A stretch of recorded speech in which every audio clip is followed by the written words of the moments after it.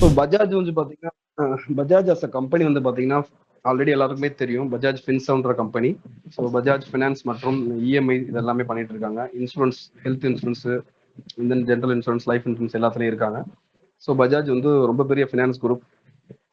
எப்படி வந்து பார்த்தீங்கன்னா ஒரு பேங்கோட சைஸ் இருக்குமோ அதுக்கு ஈக்குவலான ஒரு சைஸ் வந்து ஃபினான்ஸ் இண்டஸ்ட்ரியில் இருக்குன்னா அது பஜாஜ் மட்டும்தான் அவ்வளோ பெரிய சைஸ் கொண்ட ஒரு கம்பெனி. ஸோ இந்தியாவில் இருக்கக்கூடிய பிக்கஸ்ட் ஃபினான்ஸ் கம்பெனியில் பஜாஜ் மட்டும்தான் வந்து பார்த்தீங்கன்னா எப்பயுமே இருக்கும். ஸோ ஈவன் ஒரு பேங்க்கு ஈக்குவலான ஒரு ஃபினான்ஸ் கம்பெனி பஜாஜ். நியர்லி அவங்களுடைய பஜாஜ் ஃபினான்ஸ் குரூப்போட டோட்டல் அசட் மட்டுமே பார்த்தீங்கன்னா 6 lakh crore இருக்கும். ஸோ அவங்களுடைய ஆக்சுவல் வேல்யூவேஷனே 6 லட்சம் கோடி. ஸோ அவங்க மியூச்சுவல் ஃபண்டுக்குள்ளே இப்போ தான் என்ட்ரு ஆயிருக்காங்க. ஸோ லாஸ்ட் ஒரு 1-2 இயர்ஸாக தான் அவங்க மியூச்சுவல் ஃபண்ட்ஸ்குள்ளே உள்ளே வந்திருக்காங்க. ஸோ மியூச்சுவல் ஃபண்டுக்குள்ளே வந்ததுலேருந்து இப்போ வரைக்கும் பார்த்தீங்கன்னா 1.5 year கிராஸ் ஆயிருக்கு. ஸோ வித்தின் திஸ் இயரில் வந்து பார்த்தீங்கன்னா 6 ஃபண்டு வச்சுருக்கோம். ஸோ எங்களுடைய முதல் ஃபண்டு ஃப்ளெக்ஸிகேப் ஃபண்டு. ஸோ நாங்கள் கொண்டு வந்து நியர்லி 1.5 வருஷம் ஆகுது. நாங்கள் 40% மேலே ஸ்டில் நாங்கள் ரிட்டர்ன் மெயின்டைன் பண்ணிட்டு இருக்கோம். ஸோ அந்தளவுக்கு ஒரு கன்சிஸ்டன்ட் பெர்ஃபார்மன்ஸ் வந்து பார்த்தீங்கன்னா எங்கள் கம்பெனி பண்ணிக்கிட்டு இருக்காங்க.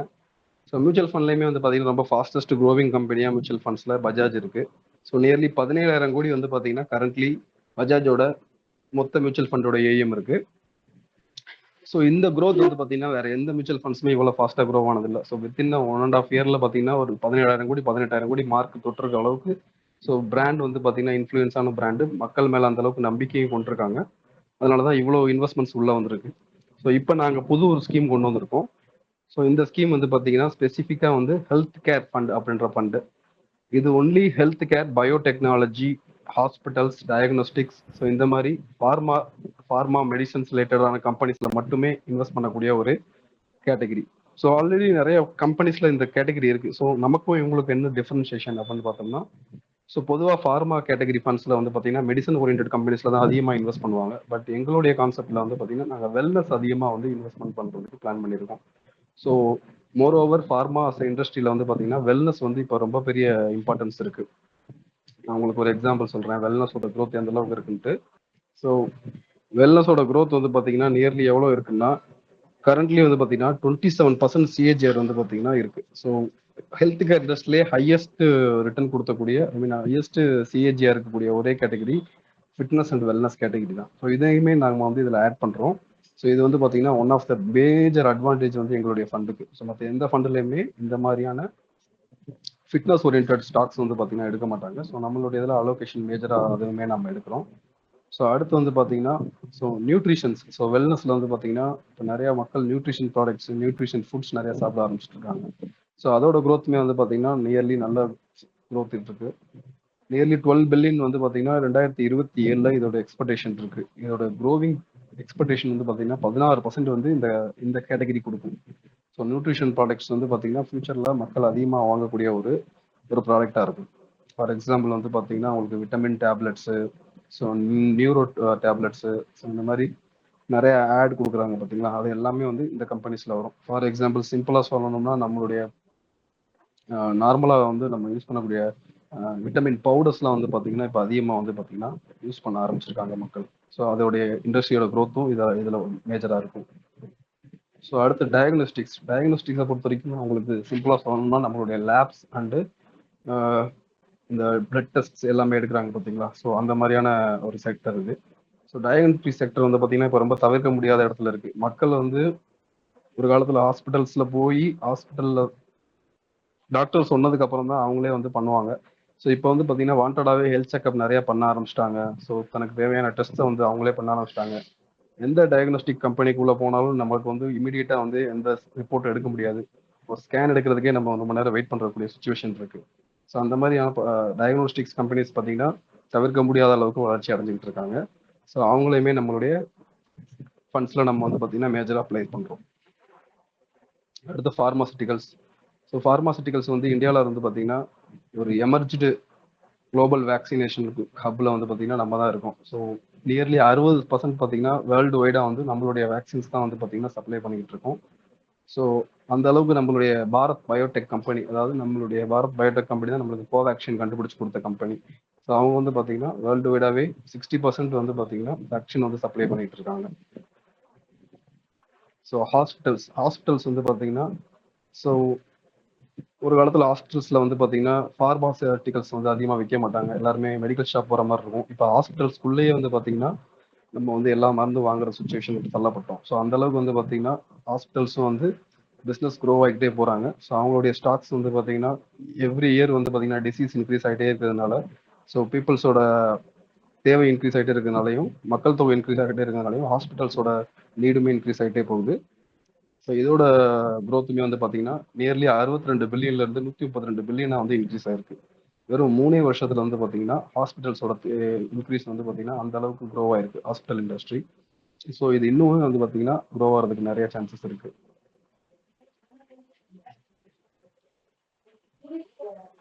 ஹலோ.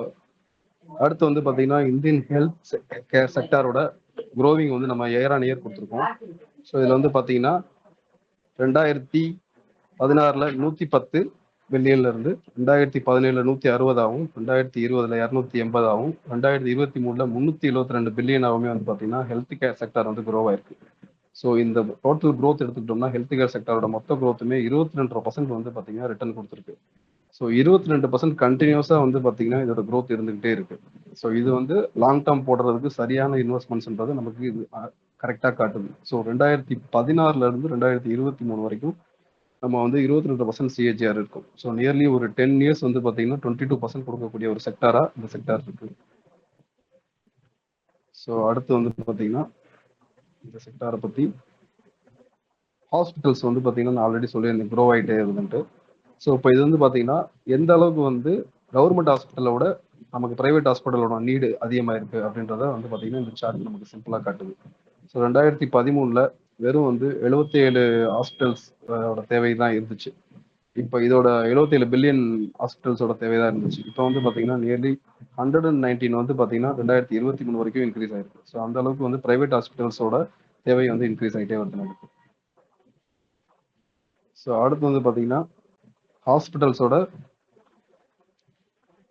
பெட், அதாவது இன்ஃப்ராஸ்ட்ரக்சர்ஸ்னு சொல்லுவோம். பெட்ஸ்ன்னு நம்ம சிம்பிளா சொல்ற மாதிரி இல்லை. இன்ஃப்ராஸ்ட்ரக்சர் ஒரு பெட்டுக்கு வந்து பார்த்தீங்கன்னா நிறைய விஷயங்கள் தேவை. ஹாஸ்பிட்டல் பெட்ன்றது ஒரு சாதாரண பெட் மாதிரி இல்லாமல் ஸோ அதில் நிறைய விஷயங்கள் இருக்கும். ஸோ அதோட தேவைகள்லையுமே வந்து பார்த்தீங்கன்னா அதை மேனுஃபேக்சர் பண்ணக்கூடிய கம்பெனிஸும் பார்த்தீங்கன்னா நிறையா வந்து இன்க்ரீஸ் பண்ணி தேவைகளோட நிறையா பண்ணிட்டு இருக்காங்க. நியர்லி இந்தியா தான் ரொம்ப ரொம்ப கம்மியான நிலவரத்தில் இருக்கு. ஸோ இப்போ இந்த இந்தியாவோட க்ரோத் வந்து பார்த்தீங்கன்னா இன்னும் அதிகமாகும். டாக்டர்ஸோட தேவையுமே ரொம்ப கம்மியாக இருக்கு. ஸோ டாக்டர்ஸுமே இன்னும் இன்க்ரீஸ் ஆவாங்க. ஸோ இதனால வந்து பார்த்தீங்கன்னா ஃபார்மா இண்டஸ்ட்ரி இன்னும் அதிகமாக இன்க்ரீஸ் ஆகும். ஸோ அதே நேரத்தில் நம்மளுடைய மொத்த எக்ஸ்பெண்டிச்சர்ல மேக்சிமம் ஹெல்த்துக்கு மட்டுமே 54% நம்ம வந்து பண்ணிட்டு இருக்கோம். ஸோ நம்மளுடைய ஓவரால் எக்ஸ்பெண்டிச்சர்ல ஹையஸ்ட் எக்ஸ்பெண்டிச்சர் வந்து பார்த்தீங்கன்னா ஹெல்த்துக்கு நம்ம அதிகமாக கொடுத்துட்டு இருக்கோம். மற்ற கண்ட்ரிஸோட இந்தியா தான் அதிகமாக ஹெல்த்துக்கு வந்து பார்த்தீங்கன்னா எக்ஸ்பெண்டிச்சர் பண்ணிட்டு இருக்கு. ஸோ அடுத்து medical insurance. So medical insurance வந்து பார்த்தீங்கன்னா ஹெல்த் மெடிக்கல் இன்சூரன்ஸ் ரொம்ப இம்பார்ட்டன்ட் ஆயிடுச்சு இப்போ. ஸோ அதோட எண்ணிக்கை வந்து பார்த்தீங்கன்னா பயங்கரமா இன்க்ரீஸ் ஆயிருக்கு. ஸோ இப்போ ஸ்டார் ஹெல்த்ல வந்து பார்த்தீங்கன்னா கரண்ட் இயர்ல ப்ரீமியம் வந்து இன்க்ரீஸ் பண்ணியிருக்காங்க. ஸோ அந்த அளவுக்கு ஹெல்த் கேரோட கிளைம்ஸ் அதிகமாயிட்டே வர்றதுனால, ஸோ அந்த கிளைமும் அதிகமாயிட்டே வர்றதுனால, ஸோ அவங்களுடைய இன்சூரன்ஸ் ப்ரீமியம் அவங்க இன்க்ரீஸ் பண்ணியிருக்காங்க. ஸோ இது இன்னும் இன்க்ரீஸ் ஆகும். யார் யாரெல்லாம் ஹெல்த் இன்சூரன்ஸ் எடுக்கலையோ தயவு செஞ்சு ஹெல்த் இன்சூரன்ஸ் எடுத்துக்கிறது ரொம்ப நல்லது. ஸோ இந்த இண்டஸ்ட்ரி பயங்கரமாக க்ரோ ஆக போகுது. ஸோ நம்ம மொத்த இந்தியாவிலே நியர்லி வந்து பார்த்தீங்கன்னா ஒரு 4 கோடி மக்களுக்கு தான் வந்து ஆக்சுவலாக ஆவரேஜாக வந்து பார்த்தீங்கன்னா மெடிக்கல் இன்சூரன்ஸே இருக்கு. ஸோ மற்றவங்க எல்லாமே குரூப் இன்சூரன்ஸ்ல வந்து இருப்பாங்க. ஸோ மற்றபடி வந்து பார்த்தீங்கன்னா இண்டிவிஜுவலாக இன்சூரன்ஸ் ரொம்ப கம்மியாக தான் எல்லா மக்களும் எடுத்திருக்காங்க. ஸோ இதோட இன்க்ரீஸ் வந்து பார்த்தீங்கன்னா 2029ல நியர்லி வந்து பார்த்தீங்கன்னா 1.5 ட்ரில்லியனா வந்து இதோட மார்க்கெட் சைஸ் இருக்கும். ஸோ ஒரு ட்ரில்லியன்றது வந்து பார்த்தீங்கன்னா கிட்டத்தட்ட வந்து பார்த்தீங்கன்னா லட்சம் கோடி. ஸோ 1.5 லட்சம் கோடி வந்து பார்த்தீங்கன்னா இதோட மார்க்கெட் சைஸ் வந்து இன்க்ரீஸ் ஆக போகுது 2029ன்றத நமக்கு வந்து பார்த்தீங்கன்னா ஃபோர்காஸ்ட் பண்ணி கொடுத்துருக்காங்க. So health insurance premium collection நான் சொல்லியிருந்தேன் உங்களுக்கு. 2023ல இருந்து 2024ல வந்து பார்த்தீங்கன்னா ப்ரீமியம் கலெக்ஷன் மட்டுமே வந்து பார்த்தீங்கன்னா நியர்லி 90% இன்க்ரீஸ் ஆயிருக்கு. ஸோ எவ்ரி இயர் வந்து பார்த்தீங்கன்னா இன்க்ரீஸ் ஆகிட்டே இருக்கு. 2023ல மட்டும்தான் குறைஞ்சிருக்கு. மற்றபடி 2024ல மறுபடியும் அப்படியே அது டபுளா இன்க்ரீஸ் ஆயிருக்கு. ஸோ ஹெல்த் இன்சூரன்ஸோட ப்ரீமியமுமே கலெக்ஷனும் அதிகமாக இன்க்ரீஸ் ஆகிட்டே இருக்கிறதுனால கண்டிப்பாக அந்த கம்பெனிஸ் எல்லாமே பெரிய பெரிய ப்ராஃபிட் கண்டிப்பாக பார்ப்பாங்க. ஸோ ஹெல்த் இன்சூரன்ஸ் கம்பெனியுமே நம்ம இன்வெஸ்ட் பண்ண போகிறோம். ஸோ நம்ம இந்தியன் கம்பெனிஸ்ல ஹெல்த் கேர் செக்டர்ல என்னென்ன ஆப்பர்ச்சுனிட்டிஸ் இருக்குன்றதை நம்ம பார்க்கலாம். ஸோ ஃபார்மாசிட்டிகல்ஸ் வந்து பார்த்தீங்கன்னா ஸோ இந்தியாவில் மேஜர் குளோபல் சப்ளையரா வந்து பார்த்தீங்கன்னா ஹலோ ஆ. ஓ ஸ்க்ரீன். ஓகே. உங்ககிட்ட இருக்கா? ஓகே. நான் இப்ப ஸ்க்ரீன் ஷேரிங் எடுத்து விட்டுறேன்.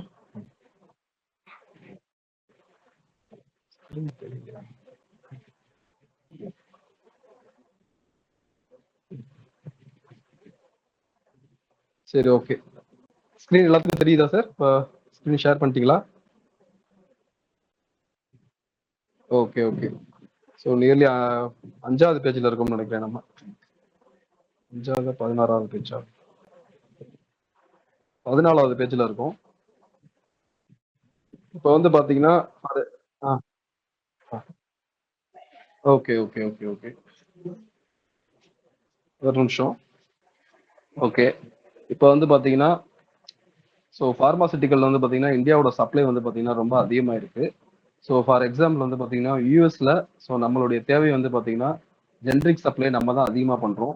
நியர்லி வந்து பாத்தீங்கன்னா 60% ஜென்ரிக் சப்ளை வந்து பாத்தீங்கன்னா நம்ம தான் பண்ணிட்டு இருக்கோம். ஸோ இந்தியாவுல இருந்து யூஎஸ்க்கு 60% வந்து பாத்தீங்கன்னா சப்ளை பண்ணிட்டு இருக்கோம். மெடிக்கல் சப்ளை நாம தான் கொடுத்துட்டு இருக்கோம். ஸோ ஜென்ரிக்னு சொல்ற மேஜர் விஷயத்த வந்து நம்ம மட்டும் தான் உருவாக்கிட்டு இருக்கோம். ஜென்ரிக்ன்றது என்னன்னா, ஸோ லோ வேல்யூ காஸ்ட்ல வந்து பாத்தீங்கன்னா நமக்கு மருந்து வந்து உற்பத்தி பண்ணி தரது தான் ஜென்ரிக்னு சொல்லுவாங்க. ஸோ ஜென்ரிக் மெடிசன்ஸ்ல நாம தான் 60% யூஎஸ்க்கு வந்து பாத்தீங்கன்னா நம்ம தான் வந்து பாத்தீங்கன்னா தேவைகளை வந்து பூர்த்தி பண்றோம். ஸோ அந்த அளவுக்கு இங்க இருந்து நமக்கு எக்ஸ்போர்ட் அதிகமா இன்க்ரீஸ் ஆயிருக்கு. ஸோ அடுத்து வந்து பாத்தீங்கன்னா medical equipments. So medical equipments வந்து பாத்தீங்கன்னா அதோட தேவை வந்து பயங்கரமா இன்க்ரீஸ் ஆயிருக்கு. ஸோ மெடிக்கல் எக்யூப்மெண்ட்ஸ் வந்து நம்ம சொல்ற மாதிரி டயக்னோஸ்டிக்ஸ்ல வந்து பாத்தீங்கன்னா புதுசு புதுசா நிறைய விஷயங்கள் கொண்டு வந்திருக்காங்க. பயோ டெக்னாலஜி வந்து பாத்தீங்கன்னா இப்போ பயங்கரமா இன்க்ரீஸ் ஆகும். ஸோ இது நமக்கு வந்து மேஜர் growth சப்போர்ட்ல இதுவும் நமக்கு இருக்கு. அடுத்து கிராம்ஸ்னு சொல்லுவாங்க. ஸோ இது பெரும்பாலும் யாரும் கேள்விப்பட்டிருக்க மாட்டீங்க கிராம்ஸ்ன்ற வார்த்தையை. ஸோ கிராம்ஸ்ன்றது என்னன்னா கான்ட்ராக்ட் ரிசர்ச் அசோசியேஷன் மேனுஃபேக்சரிங்ன்றது தான். அதாவது என்னன்னா எப்படி வந்து பாத்தீங்கன்னா இப்போ ஆன்லைன்ல வந்து பாத்தீங்கன்னா மெடிக்கல் சப்ளை வந்து பண்றாங்களோ அந்த மாதிரி மற்ற கண்ட்ரிகளுக்கு வந்து பாத்தீங்கன்னா ஆன்லைன்ல வந்து பாத்தீங்கன்னா நம்மளுடைய ரிசர்ச் டெவலப்மெண்ட் டீம் வந்து என்ன பண்றாங்கன்னா இங்க நிறைய கம்பெனிஸ் வந்து ஆட் பண்ணி ஸோ யூஎஸ்க்கு வந்து பாத்தீங்கன்னா இங்க இருந்தே வந்து பாத்தீங்கன்னா அவங்க வந்து அவுட் சோர்சிங் வந்து பண்ணி கொடுக்குறாங்க. ஸோ அதன் மூலியமா வந்து பாத்தீங்கன்னா இந்தியாவுக்கு பெரிய பெனிஃபிட் கிடைக்கும். ஸோ இதுதான் வந்து கிராம்ஸ்ன்ற ஒரு புது விதமான ஒரு விஷயம் வந்து ஃபார்மால இருக்கு. ஸோ ஆல்ரெடி நான் உங்களோட டயக்னோஸ்டிக்ஸ் பத்தி சொல்லியிருந்தேன். ஸோ டயக்னோஸ்டிக்ஸ்க்கு பெரிய ஆப்பர்ச்சுனிட்டி இருக்கு. ஸோ நெக்ஸ்ட் பேஜ் போகலாம் சார். நெக்ஸ்ட் பேஜ் போகலாம். நெக்ஸ்ட் பேஜ்ல வந்து பாத்தீங்கன்னா எந்த அளவுக்கு வந்து பாத்தீங்கன்னா ஃபார்மா இண்டஸ்ட்ரி வந்து 2021ல இருந்து எத்தனை மடங்கு உயர்ந்திருக்குன்றத வந்து நம்ம இதில் வந்து பார்க்கலாம். 2021ல பாத்தீங்கன்னா 42 டைம்ஸ்ல இருந்து ஸோ 2024ல பாத்தீங்கன்னா 65 டைம்ஸ் இன்க்ரீஸ் ஆயிருக்கு. இதுவே 2030ல 130 அப்படியே டபுள் ஆக போகுது. 2047ல பாத்தீங்கன்னா it's going to 450 million 9x growth. அதாவது 9 மடங்கு வந்து பாத்தீங்கன்னா இன்னும் 20 வருஷத்துல இந்த செக்டார் வந்து grow ஆக போகுது. ஸோ அதை வந்து சிம்பிளா நம்ம வந்து இந்த சாட்ல பார்க்க முடியுது. அதே மாதிரி ட்ரக் எக்ஸ்போர்ட் வந்து பாத்தீங்கன்னா 2023ல இருந்து 2024 வந்து பாத்தீங்கன்னா நியர்லி 3 பில்லியன் வந்து இன்க்ரீஸ் ஆயிருக்கு. ஸோ இது வந்து பாத்தீங்கன்னா எவ்ரி இயர் வந்து பாத்தீங்கன்னா இதோட இன்க்ரீஸுமே நமக்கு வந்து இருந்துகிட்டே இருக்கு. அடுத்து ரொம்ப முக்கியமான விஷயம் நான் சொன்ன மாதிரி இந்தியா தான் வந்து பாத்தீங்கன்னா யூஎஸ்ல major supplier 47% of generic supplier வந்து பாத்தீங்கன்னா யூஎஸ்க்கு இந்தியா தான் பண்ணிட்டு இருக்காங்க. ஸோ அது இன்னும் இன்க்ரீஸ் ஆக போகுது. ஸோ அது ஏன்றதையும் நான் உங்களுக்கு சொல்றேன். ஸோ நம்ம கவர்மெண்ட் வந்து பாத்தீங்கன்னா பிஎல்ஐ ஸ்கீம்ஸ்னு சொல்லிட்டு ஒரு ஸ்கீம் வச்சிருக்காங்க. அந்த ஸ்கீம்ல இருக்கக்கூடிய மேஜர் பெனிஃபிட்ஸ் வந்து பாத்தீங்கன்னா ஃபார்மா கம்பெனிகளுக்கு 7,000 கோடி வந்து பாத்தீங்கன்னா அந்த ஸ்கீமோட பெனிஃபிட்ஸ் போகுது. ஸோ அது மூலியமாவுமே அவங்களுடைய பிசினஸ் வந்து க்ரோத் ஆகும். ஸோ அடுத்து வந்து பாத்தீங்கன்னா நான் சொன்ன மாதிரி இந்த ஸ்கிராம்ஸ்ன்ற ஒரு growth வந்து பாத்தீங்கன்னா நெக்ஸ்ட் பேஜ் சார். கிராம்ஸோட growth வந்து பாத்தீங்கன்னா கரண்ட்லி வந்து பாத்தீங்கன்னா சைனா தான் இதுல வந்து பாத்தீங்கன்னா மேஜர் பிளேயர் இருக்காங்க. ஸோ இப்போ சைனாவை வந்து டிபெண்ட் பண்ணி யூஎஸ் அதிகமாக இருக்கிற காரணத்தினால யூஎஸ்ல என்ன பண்றாங்கன்னா ஸோ அந்த ஆப்பர்ச்சுனிட்டி எல்லாத்தையுமே இந்தியாவுக்கு வந்து மாற்றுவதற்குண்டான வாய்ப்பு நிறைய வந்து இருக்கு. ஏன்னா சைனீஸ் வந்து பாத்தீங்கன்னா நியர்லி 60% வந்து பாத்தீங்கன்னா அவங்களுடைய சப்ளை வந்து ட்ரக் சப்ளை பண்ணிட்டு இருக்காங்க. ஸோ நம்ம ஜென்ரிக் அதிகமாக பண்றோம். அவங்க வந்து பாத்தீங்கன்னா ஸோ ஹை காஸ்ட் மெடிசன்ஸ் எல்லாமே வந்து பாத்தீங்கன்னா சைனீஸ்ல இருந்து தான் அதிகமாக வந்து இம்போர்ட் பண்ணிட்டு இருக்காங்க. ஸோ அதுல வந்து பாத்தீங்கன்னா இந்த கிராம்ஸ்ன்ற ஒரு விஷயம் நான் சொன்ன மாதிரி அவுட் சோர்சிங்குமே வந்து பாத்தீங்கன்னா இங்கே தான் வந்து அதிகமாக பண்றாங்க. ஸோ இந்த சைனா வந்து பாத்தீங்கன்னா மக்கள் வந்து அங்க இருக்கக்கூடிய மக்கள் வந்து பாத்தீங்கன்னா யூஎஸ்க்கு வந்து மக்கள் வந்து சைனாக்கு எதிராக இருக்க காரணத்தினால வரக்கூடிய ஆட்சி ட்ரம்ப்போட ஆட்சியுமே வந்து பாத்தீங்கன்னா சைனாக்கு ஆப்போசிட் இருந்தாலும் இந்தியாவுக்கு சாதகமாகவும் இருக்கிறதுக்கு உண்டான வாய்ப்பு நிறைய இருக்கிறதுனால ஸோ இந்தியாவோட growth வந்து பாத்தீங்கன்னா எப்படி இப்போ சைனா இருக்கோ அதோட growth வந்து பாத்தீங்கன்னா நியர்லி வந்து பாத்தீங்கன்னா இந்தியா வந்து அடுத்த 5 வருஷத்துல 10 வருஷத்துல வந்து பாத்தீங்கன்னா இந்தியா தொற்றும். நியர்லி வந்து பாத்தீங்கன்னா 2029ல அப்படியே சைனா இருக்கக்கூடிய 42 பில்லியன் growth வந்து இந்தியா அதையும் கூட கிராஸ் பண்ணி 44.6 பில்லியனா அதிகமாகும் சொல்லி ஒரு கருத்து கணிப்பு சொல்லியிருக்காங்க. ஸோ நெக்ஸ்ட் வந்து பாத்தீங்கன்னா டூரிசம், மெடிக்கல் டூரிசம்னு சொல்லுவாங்க. ஸோ மெடிக்கல் டூரிசம்னா இந்தியாவில் வந்து இருக்கக்கூடிய மெடிக்கல் இதை வந்து பாத்தீங்கன்னா மற்ற கண்ட்ரீஸ்ல ஃபெசிலிட்டிஸ் இருக்காது. ஸோ அந்த ஃபெசிலிட்டிஸை பயன்படுத்திக்கிறதுக்காக நிறைய மக்கள் வந்து பாத்தீங்கன்னா இந்தியாவுக்கு வந்து டிராவல் பண்றாங்க. ஸோ இந்த மெடிக்கல் டூரிசம் வந்து பாத்தீங்கன்னா இந்தியாவில் பயங்கரமா வந்து பாத்தீங்கன்னா இன்க்ரீஸ் ஆகிட்டே வருது. ஸோ இந்த மெடிக்கல் டூரிசம் வந்து பாத்தீங்கன்னா நியர்லி 2020ல வந்து பாத்தீங்கன்னா 1.8 மில்லியன்ல இருந்து இப்போ வந்து பாத்தீங்கன்னா 2024ல 7.3 மில்லியனா இன்க்ரீஸ் ஆயிருக்கு.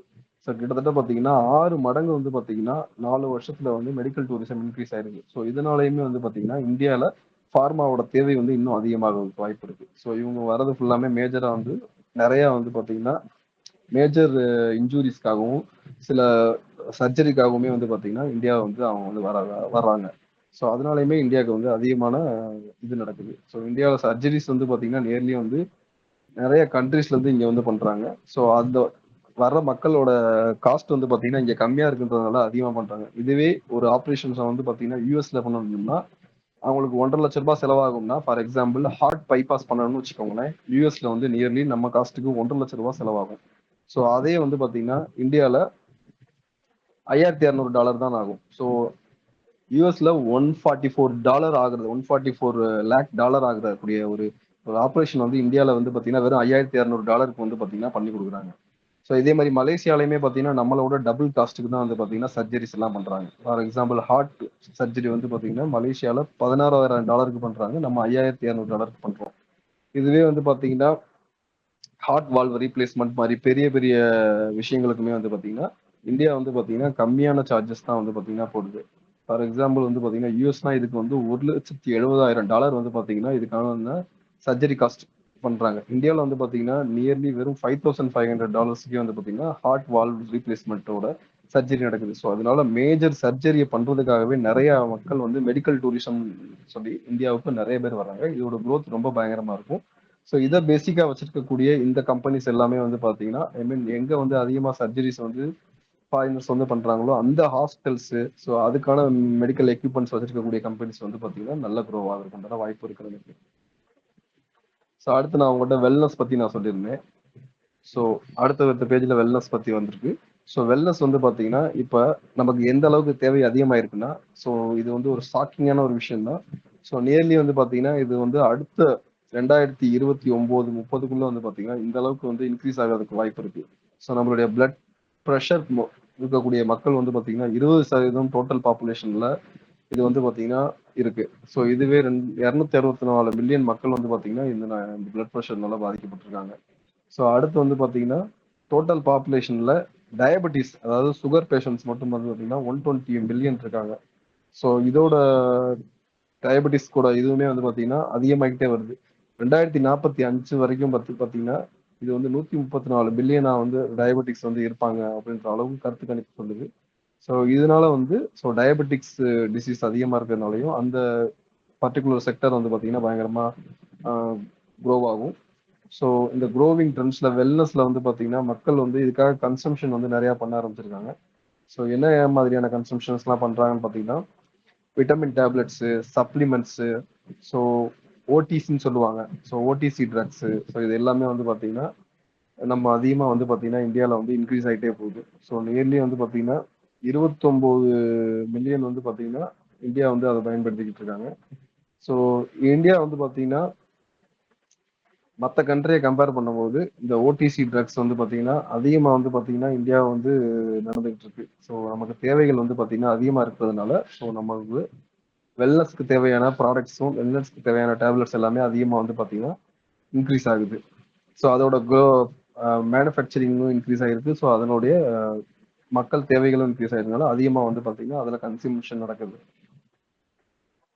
ஸோ அடுத்து வந்து பாத்தீங்கன்னா ஹெல்த் கேர் ஒரு பூம் இண்டஸ்ட்ரின்றதுக்கு நான் வந்து சில எக்ஸாம்பிள் சொல்றேன். ஸோ ஹெல்த் கேர் செக்டர் நம்ம சொல்லியிருந்தோம் ஆல்ரெடி.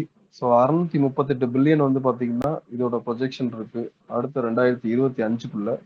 ஸோ இது வந்து பாத்தீங்கன்னா நியர்லி வந்து பாத்தீங்கன்னா டபுள் த க்ரோத் வந்து பாத்தீங்கன்னா லாஸ்ட் 3-4 இயர்ஸ்ல நடந்ததை விட அடுத்து ஹெல்த் இன்சூரன்ஸோட செக்மெண்ட் வந்து பாத்தீங்கன்னா 1.1 ட்ரில்லியன் ஆகும்னு சொன்னேன் 2029. இதுவும் வந்து பாத்தீங்கன்னா இப்போ இருக்கக்கூடிய 0.9 ட்ரில்லியன்ல இருந்து நியர்லி வந்து பாத்தீங்கன்னா 1.5 மடங்கு அதிகமா வந்து இப்போ குரோ ஆகுது. ஸோ இந்தியாஸ் ஃபார்மாஸ் இண்டஸ்ட்ரி வந்து வேர்ல்டு வைடா வந்து பாத்தீங்கன்னா நம்மளுடைய டோட்டல் சப்ளை வந்து பாத்தீங்கன்னா 20% ஜென்ரிக் சப்ளை வந்து இந்தியா தான் பண்றது. அதாவது ஒரு 5 மாத்திரை வந்து வேர்ல்டு வைடா ஒருத்தர் எடுக்கிறாங்கன்னா அதுல ஒரு மாத்திரை வந்து இந்தியன் கம்பெனியோட மாத்திரையா தான் இருக்கும். ஸோ அதுதான் வந்து பாத்தீங்கன்னா இந்தியா வந்து தவிர்க்க முடியாத ஃபார்மா இண்டஸ்ட்ரிகள் growthல வந்து இந்தியா இருக்கு. ஸோ அடுத்து வந்து பாத்தீங்கன்னா மெடிக்கல் டூரிசம் பத்தி சொல்லியிருந்தேன். ஸோ அதுவுமே நமக்கு வந்து இன்க்ரீஸ் ஆகுது. ஸோ அது இதுதான் மறுபடியும் மென்ஷன் பண்ணியிருக்காங்க. ரெண்டாவது நம்ம வந்து சரி நம்ம இவ்வளவு விஷயங்கள் சொல்றோம், இந்த செக்டர் எப்படி க்ரோ ஆயிருக்கு, எப்படி வந்து ஒர்க் அவுட் ஆயிருக்குன்றத நம்ம வந்து லாஸ்ட் ஒரு 10 இயர்ஸ் ரெக்கார்ட் எடுத்து பார்த்தோம்னா நிஃப்டியோட என்ன ரிட்டர்ன் கிடைக்குமோ அந்த ரிட்டர்ன் நமக்கு மினிமம் இதுல கிடைச்சிருக்கு.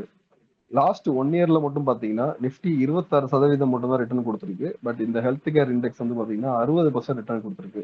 லாஸ்ட் 3 இயர்ஸ்ல எடுத்துக்கிட்டீங்கன்னா ஹெல்த் கேர் இண்டெக்ஸ் 20% கொடுத்துருக்கு. நிஃப்டி அதுல பாதி தான் கொடுத்துருக்கு, 11% தான் கொடுத்துருக்கு. லாஸ்ட் 5 வருஷத்துலயுமே பாத்தீங்கன்னா ஹெல்த் கேர் இண்டெக்ஸ் வந்து 27% கொடுத்துருக்கு. நிஃப்டி வந்து பாத்தீங்கன்னா 15% கொடுத்துருக்கு. ஸோ கடந்த ஒரு 5 to 7 இயர்ஸா வந்து பாத்தீங்கன்னா நிஃப்டியை விட இது அதிகமான ரிட்டர்னை கொடுத்துருக்கு. ஸோ ஈவன் லோ பீரியட்லயுமே நிஃப்டிக்கு ஈக்குவலான ரிட்டர்ன் தான் ஹெல்த் கேர் செக்டர் கொடுத்துருக்கு. அதனால நம்ம நல்ல ஃபண்ட்ஸ்ல தான் இன்வெஸ்ட்மெண்ட் பண்றதுக்கு நல்ல ஒரு ரெக்கார்டு நமக்கு இருக்கு. ஸோ நியர்லி வந்து பாத்தீங்கன்னா லாஸ்ட் 1 இயர்ல நிஃப்டியை விட 34% வந்து பாத்தீங்கன்னா நம்மளுடைய ஃபண்டு அதிகமான ரிட்டர்ன் கொடுத்துருக்கு. ஸோ இது வந்து பாத்தீங்கன்னா ஐ மீன் ஹெல்த் கேர் செக்டர் அதிகமாக கொடுத்துருக்கு.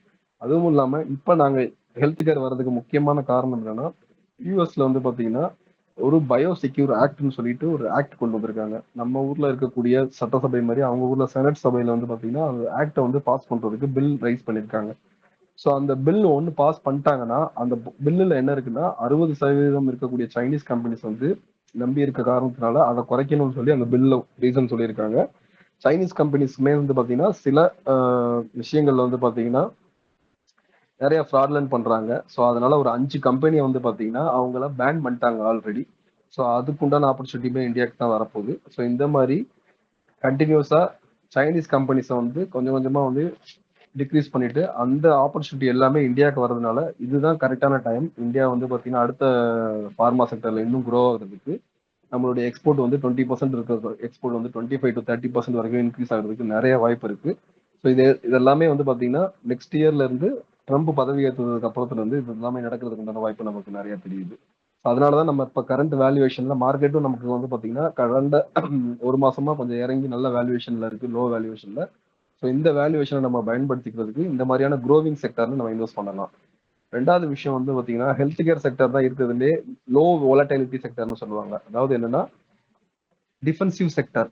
எந்த கம்பெனிஸுமே வந்து பாத்தீங்கன்னா அவங்களுடைய ப்ராஃபிட்டபிலிட்டி தேவையை பொறுத்து தான் மார்க்கெட்ல ஏறுவாங்க. பட் ஹெல்த் கேரோட தேவை வந்து எல்லாருக்கும் எப்பயுமே இருக்கிறதுனால அதோட டிமாண்ட் எப்பயுமே இருக்கிறதுனால ஸோ அதோட ப்ராஃபிட்டபிலிட்டியில எந்த குறையும் இல்லாம இருக்கிறதுனால அதுதான் வந்து பாத்தீங்கன்னா எப்பயுமே லோ வாலட்டிலிட்டி செக்டரா இருக்கும். எல்லா டயத்துலயும் அந்த செக்டர் வந்து நமக்கு வந்து தேவையான டிமாண்ட்ல இருக்கிறதுனால அதோட growth வந்து பாத்தீங்கன்னா எப்பயுமே நெகட்டிவ் ரொம்ப கம்மியா தான் போகும். பாசிட்டிவிட்டி நமக்கு வந்து பாத்தீங்கன்னா நல்லா இருக்கும். ஸோ நியர்லி மற்ற நிஃப்டி மற்ற இண்டெக்ஸ் எல்லாமே வந்து பாத்தீங்கன்னா குறைஞ்ச அளவுக்கு ஃபார்மா வந்து குறையல. ஃபார்மா வெறும் 8% தான் மார்க்கெட்டே குறைஞ்சது. மற்ற எல்லா செக்டரும் 14%, 18%, 20% வரைக்கும் குறைஞ்சது. மறுபடியுமே கம்பேக் ஆகி இப்போ 4% வந்து ரெக்கவரி ஆயிடுச்சு உங்களுக்கு. ஸோ அந்த அளவுக்கு வந்து பாத்தீங்கன்னா நெகட்டிவிட்டியுமே வந்து கம்மியாகவும் பாசிட்டிவிட்டியும் நல்லா இருக்கக்கூடிய ஒரு செக்டர் வந்து ஹெல்த் கேர் செக்டர். எங்களுக்கு ஒரு எக்ஸாம்பிள் சொல்லணும்னா எங்களுடைய ஃபண்டு லார்ஜ் அண்ட் மிட் கேப்னு ஒரு ஃபண்டு வச்சிருக்கோம். அந்த ஃபண்டுல வந்து பாத்தீங்கன்னா நியர்லி எங்களுடைய ஹெல்த் கேர் கம்பெனிஸ்ல மட்டுமே 18% நாங்கள் இன்வெஸ்ட் பண்ணியிருக்கோம். ஸோ ஒரு 5000 கோடி இருக்கக்கூடிய ஒரு ஃபண்டுல வந்து பாத்தீங்கன்னா ஒரு பர்டிகுலர் செக்டாருக்கு நாங்க நியர்லி 17% வந்து நாங்க ஒதுக்கியிருக்கோம். ஸோ எங்களுடைய செக்டாரோட அலோகேஷன் மட்டுமே நியர்லி 600-700 கோடி வந்து ஒரு ஃபண்டுல நாங்க இந்த செக்டாரை நம்பி இன்வெஸ்ட் பண்ணியிருக்கோம்னா எந்த அளவுக்கு வந்து ஃபண்ட் மேனேஜர் அதில் கன்விக்ஷன் வச்சிருக்காங்கன்றதையுமே நான் உங்களுக்கு சொல்லிக்கிறேன். இந்த ஃபண்டு வந்திருக்கிறதுனால இந்த ஃபண்டு வந்து பெஸ்ட்னு நான் சொல்லல. ஆல்ரெடி எங்களுடைய ஃபண்ட் மேனேஜர்ஸ் வந்து பாத்தீங்கன்னா இந்த ஸ்டாக்ஸ் அதிகமா நாங்க வந்து எங்களுடைய மற்ற ஃபண்ட்ஸ்ல எடுத்து வச்சிருக்கோம். ஸோ எங்களுடைய பிளெக்ஸி ஃபண்டுல ஹெல்த் கேர் மட்டுமே 12% இருக்கு.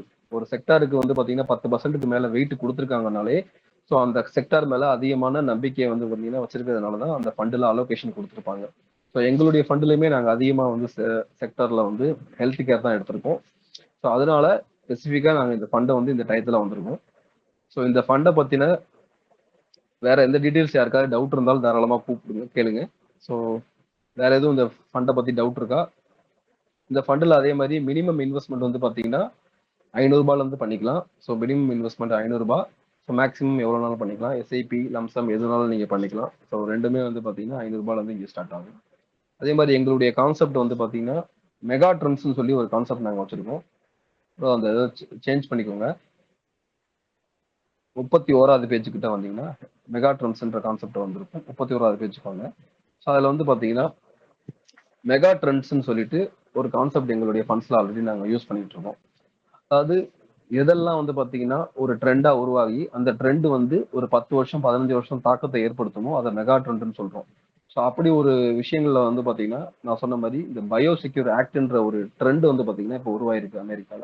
ஸோ இந்த பயோ செக்யூர் ஆக்ட் வந்து பாத்தீங்கன்னா ஏற்பட்டதுனால நமக்கு அடுத்த 5 வருஷத்துல இருந்து 10 வருஷத்துக்கு ஃபார்மா இண்டஸ்ட்ரி க்ரோ ஆகும். ஸோ இந்த மாதிரி ஒவ்வொரு ட்ரெண்டுமே உருவாகுற ஒவ்வொரு ட்ரெண்டுமே அதிக வருஷத்துக்கு நீடிக்கிற ட்ரெண்டா இருந்தா அது எந்த ஸ்டாக்ஸ் எல்லாம் வந்து நமக்கு வந்து இம்பாக்ட் பண்ணுமோ, எந்த ஸ்டாக்ஸுக்கெல்லாம் நமக்கு வந்து அதிக வாய்ப்பு கொடுக்குமோ அந்த மாதிரி கம்பெனிஸை மட்டுமே ஸ்பெசிஃபிக்கா வாங்குறது தான் இந்த மெகா ட்ரெண்ட் கான்செப்ட்.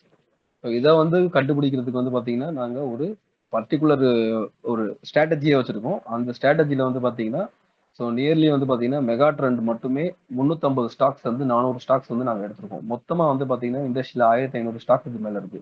அந்த 1500 ஸ்டாக்ல வந்து பாத்தீங்கன்னா இந்த மாதிரி ட்ரெண்ட்ல இருக்கக்கூடிய ஃபியூச்சர் ஃபோக்கஸ்டா இருக்கக்கூடிய கம்பெனிஸ் வந்து பாத்தீங்கன்னா 350ல இருந்து 400 கம்பெனிஸ் வந்து பாத்தீங்கன்னா எங்களுடைய யூனிவர்ஸ்ல இருக்கு.